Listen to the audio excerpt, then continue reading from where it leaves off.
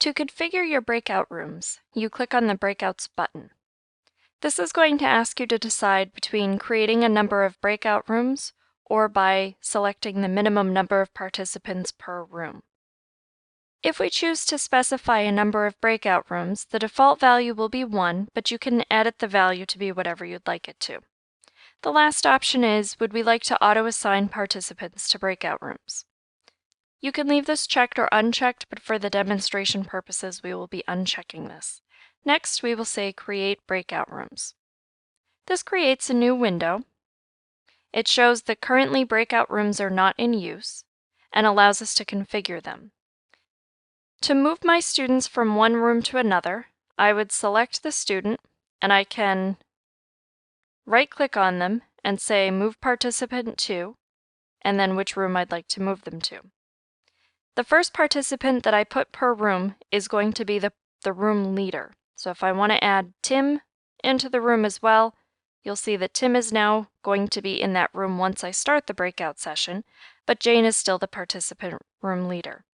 If I wish to change that, then I can right-click on Tim and say make him the room leader instead. So it's a right-click to get that menu option up. Then I would click on the Start button, and you'll see that Jane and Tim have both moved into the breakout room. Important things to note about the breakout rooms. In my text chat, I used to be able to send text messages to all of my students regardless of what room they were in, and I could also send messages to all participants in room 1, in room 2, etc. These are no longer available. So to communicate with my students in those rooms, I will not be using text chat. Instead, I can send audio to every single room. So I can say, hello folks, this is your leader speaking, and then shut off my mic when I'm done. And that will be broadcast to each of my students. The other option is I can move into the room itself. So I would right-click on the room and say Go to Room, and that will move me into the room with my students.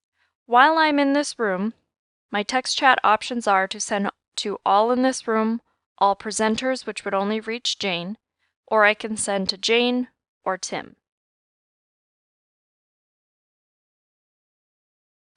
Notice that I can no longer talk to Steve because Steve is not in the room with us, but I can send audio and that will reach Steve.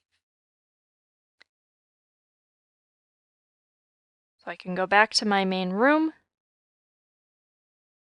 and here I am with Steve. You'll also notice the text chat change. So as I leave rooms or go back into rooms, my text chat will change to reflect the conversation of that room and only that room.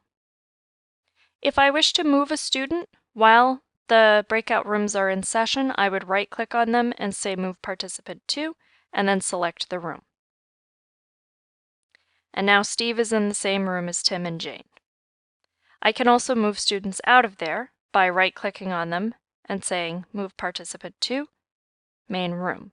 So now Tim is in the room with me and Jane and Steve are in a room together. When I'm done with the breakout rooms, I can click on the Stop button and bring all of my students back in.